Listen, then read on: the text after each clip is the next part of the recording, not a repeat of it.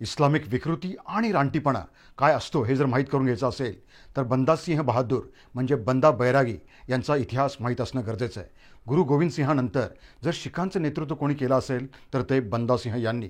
औरंगजेबाचा Pantu Farooq share म्हणजे फारुख शाह याने बंदा सिंह आणि त्यांचे 700 अनुयायी साथीदार यांना कैद करून त्यांची गाढव आणि उंटावरून ढिंड काढली. त्यानंतर त्यांना लाहोरवरून दिल्लीमध्ये आणण्यात आलं आणि त्यापूर्वी दहशत बसावी म्हणून 2000 शिखांची मुंडकी ही बांबवर लटकून त्यांची धिंड काढण्यात आली. इस्लाम स्वीकारला नाही म्हणून रोज त्यांच्या 100 साथीदारांची असे सलग 7 दिवस 700 शिखांची मुंडकी धडावेगळी करून ते धड झाडावर लटकवण्यात आले आणि त्यानंतर 3 महिने बंदा सिंह यांचा अमानवीय छळ करण्यात आला.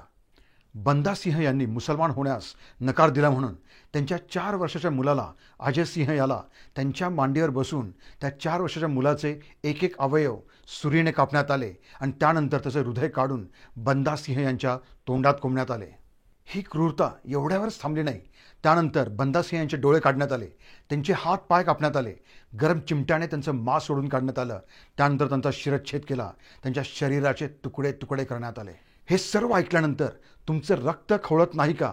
भारतातील मुसलमान आज देखील या मुघलांना त्यांचा बाप, त्यांचा आदर्श मानतात आणि तुम्हाला पुडका आलाय सेक्युलरिझम आणि भाईचाराचा. खरंच अवघड आहे.